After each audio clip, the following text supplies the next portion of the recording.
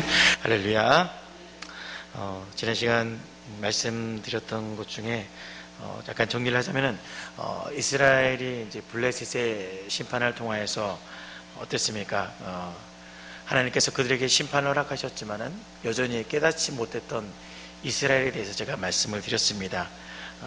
그들을 분명히 법궤가 그들 가운데 왔음에도 불구하고 하나님을 사모한다 그런 말을 하고 있음에도 불구하고 여전히 그들은 우상을 섬기고 있었다라고 말씀을 드렸습니다. 블레셋의 압제를 당하면서도 그 고통 속에서도 전혀 변함이 없는, 그래서 과거와 똑같은 여전히 살고 있는 그들의 삶을 지적을 했었죠. 그리고 그런 이후에 이제 법궤가 돌아온 후에 이제 이스라엘이 다시 한번 회개 운동이 일어나는데 그게 바로 미스바에서의 회개 운동이었습니다. 이 미스바의 회개 운동을 통해서 사무엘이 이스라엘 백성에게 명령하죠. 너희들이 가지고 있던 우상들을 모두 버려라고 이야기를 합니다. 너희들이 전심으로 여호와께 돌아오고자 한다면 너희들이 지금 가지고 있는 모든 것들을 버리고 주님께 돌아올 때 그러므로 비로소 너희들이 블레셋 가운데서 회복될 것이고 하나님께서 역사하실 것이다라고 말씀을 합니다. 그래서 사무엘의 말대로 이스라엘 백성들이 가지고 있던 모든 우상들을 버립니다. 그리고 미스바의 회개운동이 시작이 되죠. 이 미스바의 회개운동은 우리가 지난주 미스바 저녁 기도를 통해서 말씀을 들었습니다. 그래서 이 부분에 대해서는 제가 다루지 않고 넘어가도록 하겠습니다. 결론적으로는 그 결과가 어떻게 됐습니까? 미스바로 모였다라는 이 소식을 듣고 블레셋이 쳐들어옵니다. 다시 이스라엘을 치러 오죠. 그들을 반역하는 행위를 징벌하러 그들 가운데 왔을 때 만약 과거의 이스라엘이었다면 어땠을까요? 만약 그들이 회개하지 아니하고 하나님 앞에 돌아오지 않았다면 이 상황 속에서 아마 블레셋이 쳐들어온다 소식을 들었을 때 아마 이스라엘은 다 뿔뿔이 흩어졌을 겁니다. 그러나 그들이 가지고 있던 우상들을 버리고 주님께 돌아왔을 때는 그들이 신앙이 회복이 된 것이죠. 그래서 도망가지 않고 사무엘과 함께 기도를 하기 시작한 것입니다. 당신은 우리를 위해서 기도하라 라고 얘기를 하죠. 그러면서 모든 사람들이 함께 모여 하나님께 돌아오는 역사가 이 미스바 회개운동을 통해서 나타난 결과였습니다. 그래서 그 기도를 하나님께서 들으십니다. 그래서 블레셋과의 전쟁에서 어떻게 하십니까? 승리케 하시죠. 매우 즉각적으로 하나님께서 이 기도에 응답을 하십니다. 그래서 서로 싸울 때 큰 우레가 발하여 그들을 어지럽게 하여 결국은 블레셋이 패하였다. 그래서 블레셋이 백갈 아래에까지 이르렀다고 이야기합니다. 뿐만 아니라 하나님께서 역사하신 그 사건으로 인해 더 이상 블레셋이 사무엘이 사는 날 동안에 이스라엘을 침범하지 못하는 그런 역사가 이 미스바 회개운동을 통해서 나타났습니다.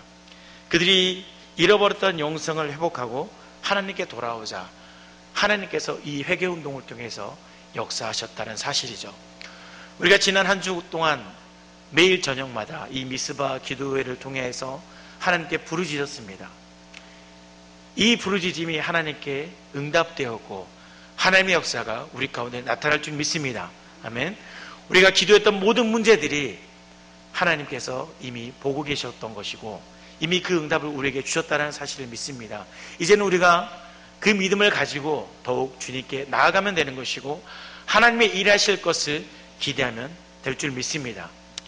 그런데 이 7장에서 이 회복과 승리의 역사가 되었는데 뒤어 나오는 8장에서 새로운 사건이 등장을 합니다. 이 사무엘상 8장 사건은 구약 성경 가운데 아주 중요한 사건이 하나 등장을 합니다. 그것이 뭐냐? 바로 정치적 변화입니다. 원래 이스라엘은 어떻습니까? 이스라엘의 정치인은 신정 정치입니다. 한마디로 하나님께서 이스라엘의 왕이 되셔서 이스라엘을 다스렸습니다. 출애굽 이후에 이스라엘이 더 이상 부족 국가가 아니라 하나의 국가가 되었습니다. 그런데 그 국가 속에서도 여전히 하나님은 그들을 직접 통치하셨죠. 물론 모세라든지 여호수아라든지 그들을 다스렸던 자들이 있었습니다. 그러나 그 리더들은 실질적인 왕의 위치라기보다는 하나님의 대언자였죠. 대리자였습니다. 그래서 하나님의 뜻을 가르치고 이끄는 사람들이었지 그들에게 있어서 어떠한 권력이 있었던 건 아니었습니다. 오직 하나님만이 이스라엘의 진정한 왕이셨죠. 그런데 오늘 이 신정 정치를 거부하는 사건이 오늘 8장에서 등장을 합니다. 먼저 8장이 시작하는 데 있어서 사무엘의 가정의 1절에서부터 3절까지 말씀에 등장을 합니다. 그래서 본문이 시작되는데 8장 1절 보면은 사무엘이 늙음에라고 시작을 하고 있습니다. 사무엘이 늙었다라고 이야기를 하죠. 그런데 이 늙음이라는 것이 그 전에 있었던 엘리와는 좀 다른 표현입니다. 엘리가 늙었다라고 이야기했던 것은 그의 영적인 무능함, 하나님과의 관계가 멀어졌음에 대한 이야기였다라면 사무엘의 늙음은 그런 의미는 아니합니다. 왜냐하면 그 뒤에는 나오는 말씀 보면은 사무엘이 그 이스라엘이 왕을 구하는 과정 속에서 하나님과 기도하고 소통하는 이야기가 등장을 합니다. 그래서 사무엘이 늙었다는 것은 육체적으로 그가 이미 과거와 달리 늙었다라는 것을 의미한 것이죠. 그리고 그 사무엘이 늙자 그의 아들들을 이스라엘에 사사로 세웁니다. 첫째 아들이 요엘이고 둘째 아들이 아비야라고 기호를 하고 있습니다. 그런데 이 두 아들들이 어땠다라고 이야기를 합니까? 그들의 행위가 온전치 못했다라고 말씀을 하고 있습니다. 그들이 이익을 따라서 뇌물받고 부당 이익을 취한 것이죠. 어떤 힘 있는 자가 와서 돈을 주면은 그 돈을 받고 판결을 뒤집어 버리는 이런 일들을 행했다는 것입니다. 마치 이 사건을 보면은 엘리의 가정이 떠오릅니다. 엘리가 늙었고 그리고 그의 아들들 홈리와 비나스가 하나님을 무시했던 그런 사건들이 또다시 떠오르게 됩니다. 그런데 본문에서의 요점은 이 사무엘의 두 아들들의 타락이 요점이 아닙니다. 이 보여주는 사건은 한마디로 이 시대적 영적 상황이 변하고 있음을 다시 한번 이 두 아들을 통해서 보여주고 있다는 것이죠. 한마디로 요엘과 아비야의 타락은 이 두 아들의 타락이 아니라 이스라엘이 다시 한번 과거로 죄악의 길을 걸어가고 있음을 이 요엘과 아비야를 통해서 보여주고 있다는 것이죠. 그래서 그 결과가 어떻습니까? 그것이 바로 하나님의 다스림을 거부하는 왕을 원하는 이스라엘의 모습으로 나타나게 됩니다. 아무튼 이 사건을 계기로 해서 이스라엘의 장로들이 사무엘에게 옵니다. 그래서 우리에게 왕을 달라 이야기를 하죠. 당신은 늙었고 5절 말씀에 보면 당신은 늙었고 당신의 아들들은 당신의 행위를 따르지 않습니다 라고 이야기를 하죠. 마치 이것만을 본다면은 당신은 늙었고 우리를 다스릴 만한 지도자가 없으니까 왕을 세워주십시오라고 하는 그럴듯한 핑계로 보여집니다. 그러나 이것은 이미 그들이 하나님이 아닌 인간적인 리더십을 원했다라는 사실이죠. 이스라엘은 출애굽과 사사시대를 통해서 이웃나라의 정치적인 모습들을 보고 배웠습니다. 여호수아의 전쟁, 특별히 사사시대 속에서 이웃나라들을 봤을 때 어땠을까요?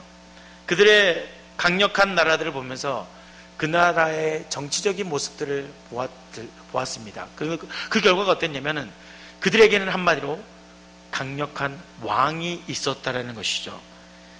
백성들이 말을 하죠. 모든 나라와 같이 우리에게 왕을 세워 우리를 다스리게 해 주십시오라고 합니다.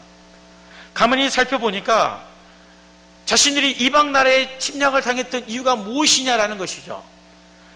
사사시대를 통해서 우리가 끊임없이 이방 나라로부터 침략을 당했던 이유가 무엇이냐? 우리가 죄를 범해서가 아니다. 한마디로 우리가 연약해서 침략을 당했다는 것이죠. 우리에게 만약 그런 이방 나라들과 같이 강력한 왕이 있었다라면은 침략을 당했을 이유가 있었을까? 아니다라는 겁니다. 우리에게 강력한 왕이 있다라면은 그 누구도 침범하지 못할 것이다라는 결론이죠.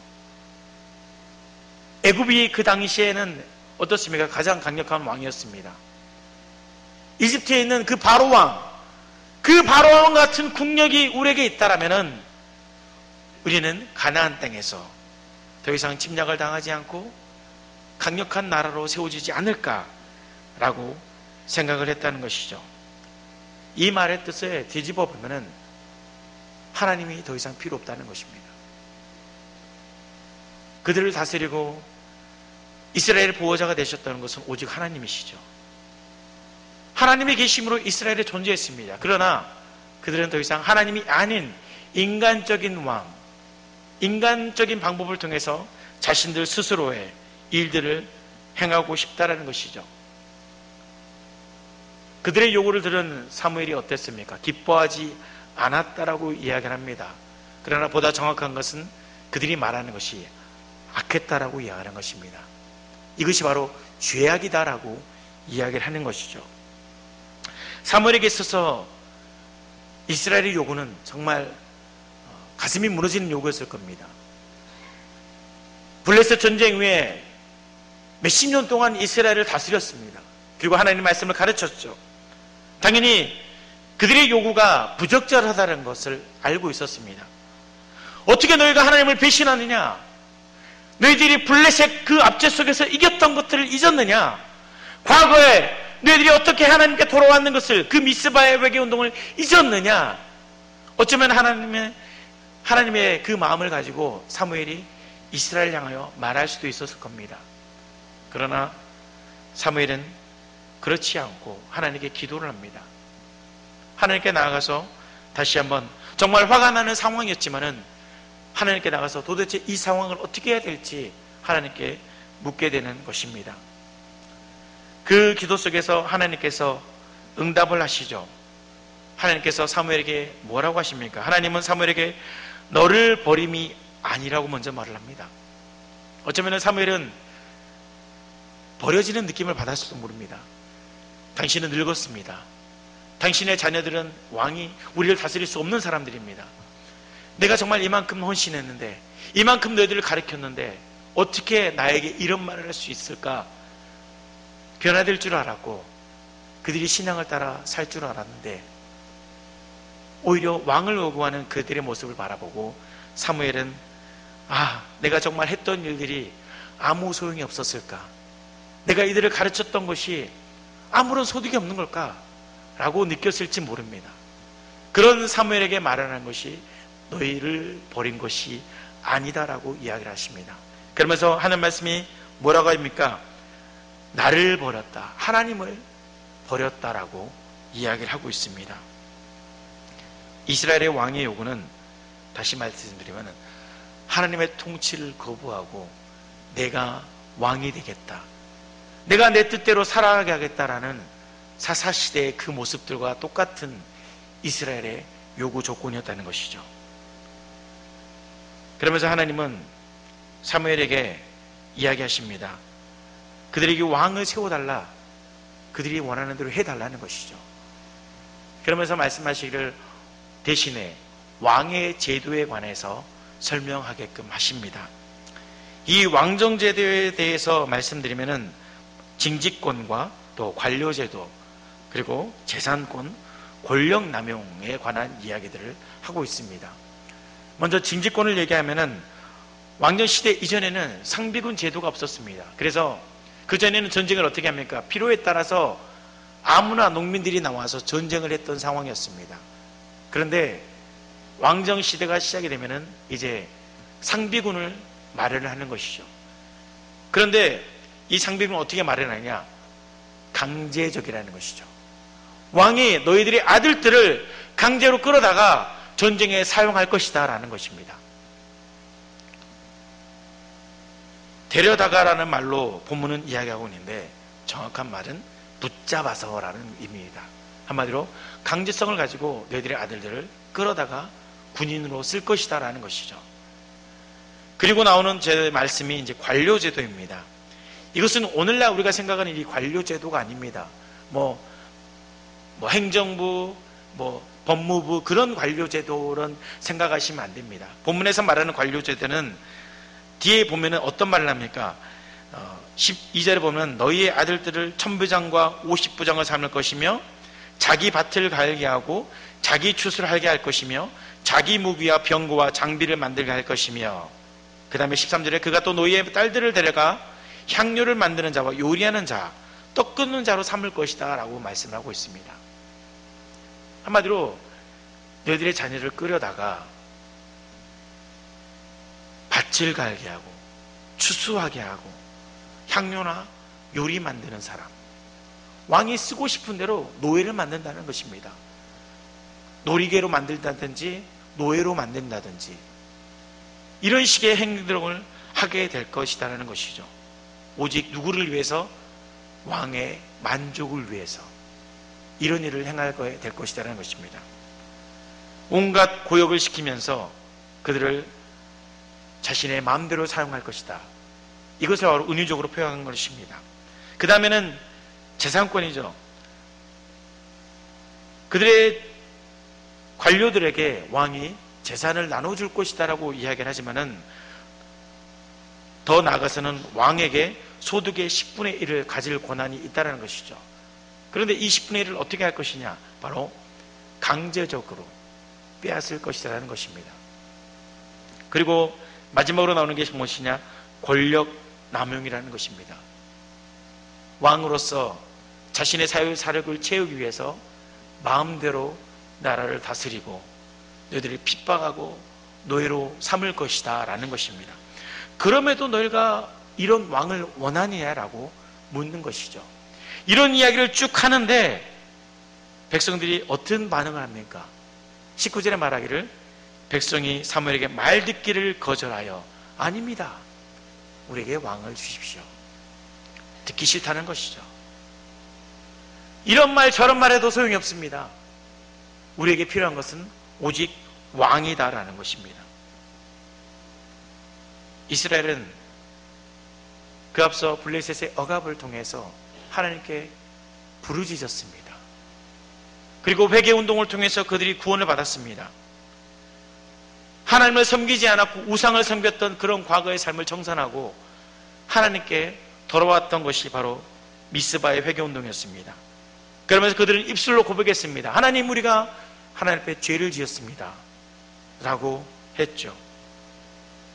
그런데 그 블레셋의 억압에서 멀어진 지 얼마나 지났습니까? 50여 년, 60여 년, 그렇게 긴 시간도 아니었습니다. 그런데 그들은 다시 말하기를 하나님의 통치가 필요 없다는 것입니다. 우리 스스로 왕이 되어서 내가 하고 싶은 대로 살고 싶습니다. 열국의 왕을 주십시오. 열국과 같은 나라가 되길 원합니다 라고 하나님께 이야기하는 것입니다. 내 스스로 왕이 돼서 내가 하고 싶은 대로 통치하면서 살고 싶다. 우리가 직접 왕을 세워서 열국과 같은 나라를 세우고 싶다라고 말을 하고 있는 것입니다. 이것은 단지 이스라엘의 이야기만을 하는 것이 아닙니다. 오늘날 지금의 시대도 마찬가지입니다. 우리가 하나님으로부터 은혜를 받았죠. 죄악된 세상에서 구원을 받고 하나님께서 우리를 회복시켜 주셨습니다. 그 은혜 속에서 우리는 살아가고 있습니다. 그런데 어떤 날에는 은혜를 구하며 감사한데 어떤 날에는 불평하며 살아갈 때도 많죠. 하나님, 이것까지 좀 간섭하지 말아주세요. 말은 하지는 않지만은 뭐 이것까지 하나님 굳이 간섭하십니까? 좀 날 좀 내버려 두시면 안 됩니까? 이렇게 반응할 데가 없습니까? 이것은 그냥 내 뜻대로 그냥 하면 좋겠습니다. 그래서 어떨 때는 기도도 하지 아니하고 내가 내 스스로 모든 것을 결정하고 내가 하고 싶은 대로 살아가는 모습들이 있다라는 것이죠. 우리가 언제 하나님을 버렸습니까? 하나님을 버린 적 없습니다 라고 얘기를 하지만은 실제적으로 우리는 하나님을 너무나도 수없이 버려가며 살아갑니다. 하나님께서 예레미야 2장에 이렇게 말씀하십니다. 내가 너희를 건져내고 구원했는데 어떻게 너희가 나를 버릴 수 있느냐라고 말씀하시는데, 예레미야 말씀에 보면 이렇게 말씀하십니다. 너희는 기띔 섬들에 건너가 보며 게달에도 사람을 보내 이 같은 일이 있었는지를 자세히 살펴보라. 어느 나라가 그들의 신들을 신 아닌 것과 바꾼 일이 있느냐? 그러나 나의 백성은 그의 영광을 무익한 것과 바꾸었도다. 11절 말씀에 어느 나라가 그 신을 다른 것과 바꾼 것이 있느냐라는 것이죠. 앞서 블레셋을 보십시오. 앞서 블레셋은 하나님이 그들 나라 가운데 가셔서 여호와의 법궤로 심판을 하셨습니다. 그들의 대도시들이 하나님의 심판으로 인해서 무너져 갔습니다. 그런 과정을 통해서 하나님을 두려워하였죠. 그러면서 그 법궤를 이스라엘로 다시 돌려보냅니다. 돌려보내는 과정 속에서도 의심하죠. 이것이 과연 정말 하나님이 우리에게 주신 벌이냐라는 겁니다. 그러면서 하나님을 시험하지 않습니까?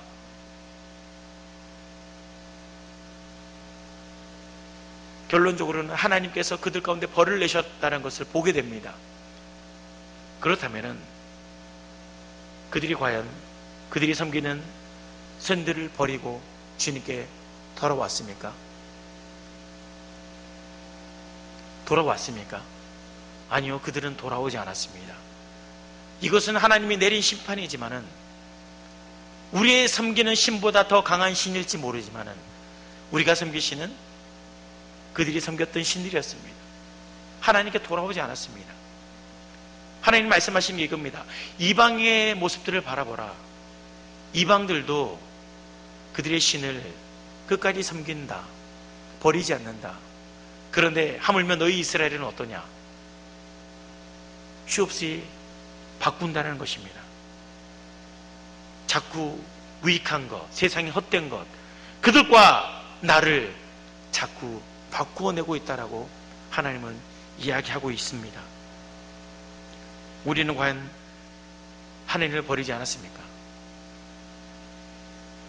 오늘 우리 시간은 우리는 하나님께 예배를 합니다. 여전히 하나님께 기도합니다.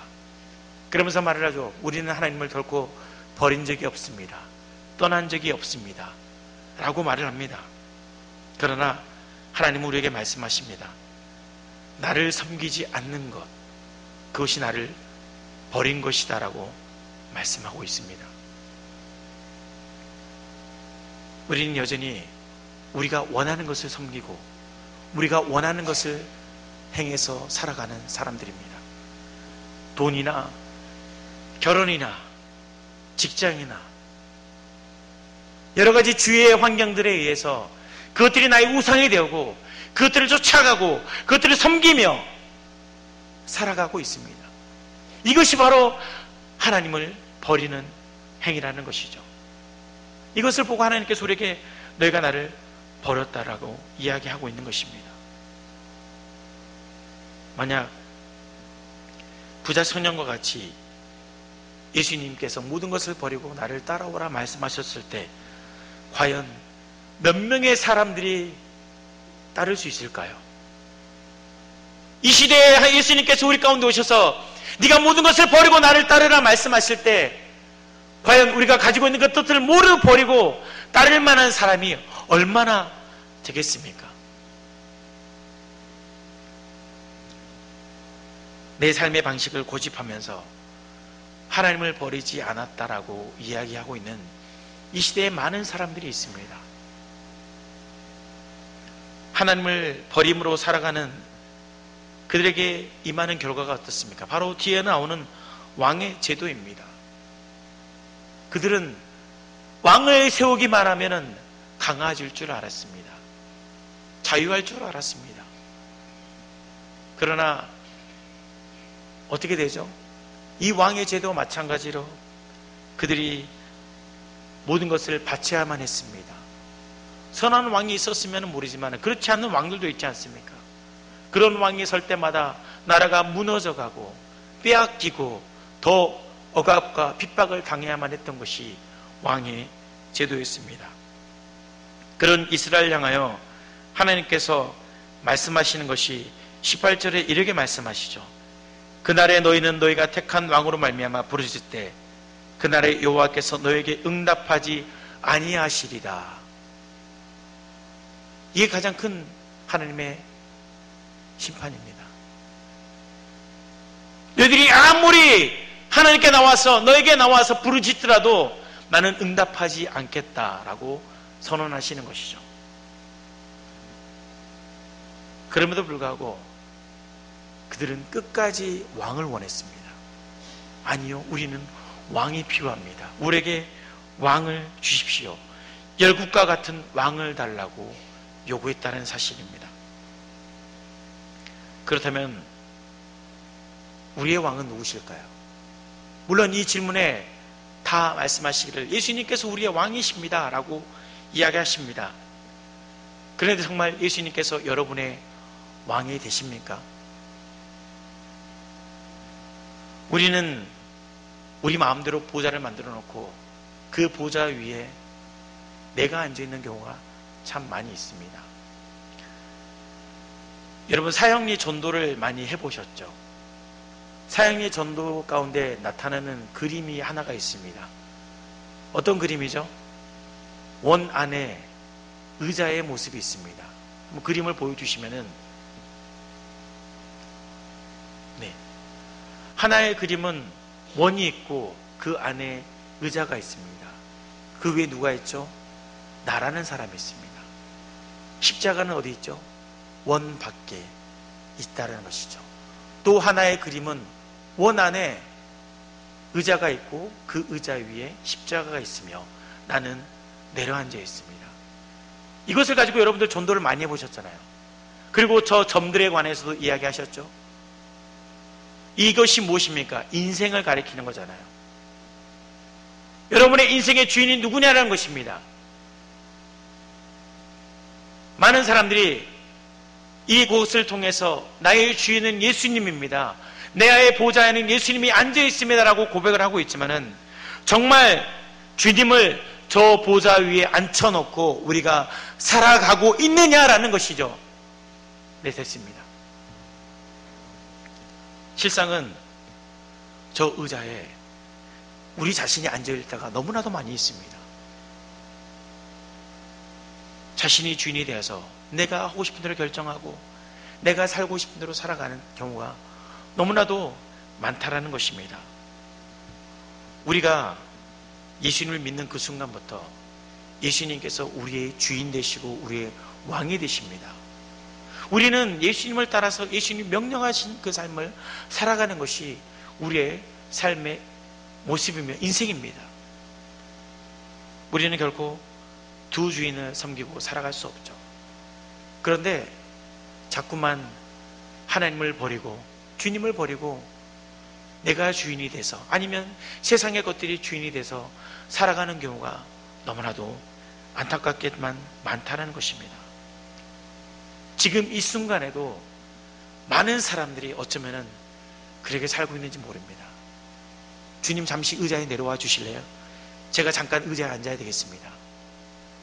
이것에 대해서는 제가 제 의지대로 해야 될 것 같습니다 라면서 주님을 내려놓고 앉아있는 경우가 너무 많다는 것이죠. 주님은 그런 우리에게 너희가 나를 버렸다라고 말씀하고 있는 것입니다. 주님을 저 의자에 내려오는 그것이 바로 죄입니다. 우리는 오직 주님을 항상 저 의자 안에 앉혀드려야 되는 것이 우리의 삶입니다. 하나님께서 무채작 이스라엘 백성에게 말씀하시잖아요. 어떻게 이방신들이 버린 것을 보았느냐라고 이야기하시지 않습니까? 세상의 사람들은 어떻습니까? 자신의 신념대로 자신이 가지고 있는 그 의지대로 이것이 옳다고 한다면 그것이 변하지 않습니다. 그것만 붙들고 살아갑니다. 그런데 하물며 우리는 어떻습니까? 우리는 가장 위대하신 하나님을 왕으로 모셔놓고 살면서도 그것을 믿지 못하고 자꾸 바꿔치는 의자를 뒤집어 버리는 그것이 우리의 모습이 아닐까 말씀을 통해서 다시 한번 보게 되는 것입니다.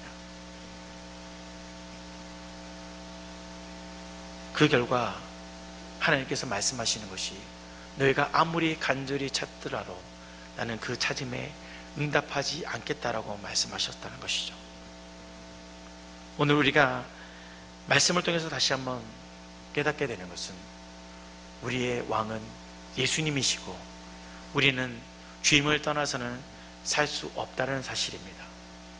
오직 주님을 모시고 우리 평생을 주님을 의지하고 살아가는 것이 우리 그리스도인의 삶의 모습이라는 것입니다.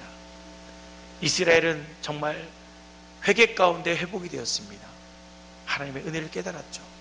그러나 시간이 지나니 또다시 그들의 마음이 변화되고 과거의 삶, 사사시대와 똑같은 자신의 소견에 옳은 대로 행하고자 하는 그들의 마음이 다시 한번 올라왔습니다. 새롭게 시작이 됐습니다.